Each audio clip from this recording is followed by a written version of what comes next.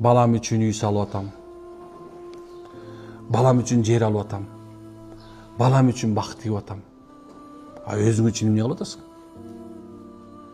Өзүң үчүн намаз оку, өзүң үчүн зекет бер, өзүң үчүн садака кыл, өзүң үчүн мечит кур, өзүң үчүн жол кур, өзүң үчүн бак тиг. Бул сен үчүн, субханалла, ахиретиң үчүн боло турган нерсе. Ал эми сен балаң үчүн дей турган нерсе бир эле нерсе. Ага сен ыймандуу тарбия беришиң керек. Эгерде балаң сенин аркаңан дуа кылып, я Алла, атамдын күнөөсүн кечир, энемдин күнөөсүн кечир деген бала калган болсо, анда сен чындап өзүң үчүн бир нерсе кылган болуп эсептелесиң. Мына. Бул адамдар азыр английский тил билет, испанский тил билет, Оксфорд школада окуп атат, анан баландай школда окуп атат, англисче укмуш тытып атат дейт да.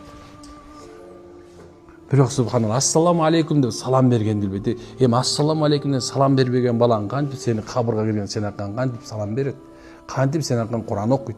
Кантип сага субханалла иш кылат? О адамдар карасаң, банкроттун үстүнө банкрот. Намаз жок банкрот, баласы тарбиясы өсүп калган банкрот, кызы тарбиясы өсүп калган банкрот, тууганына катышкан эмес банкрот субханалла, ата-энесине жакшылык кыла эмес банкрот субханалла. Банкрот, только банкроттун үстүндө да. Бүт баардык. А дүйнөң болсо кайда калды? Ызычы болуп субханалла, аялдарың талаш тытышып калат, биринчи, экинчи, үчүнчү аялың субханалла. Балдарың тытышып талашып калат, меники, кимге жазып кетти, сеники.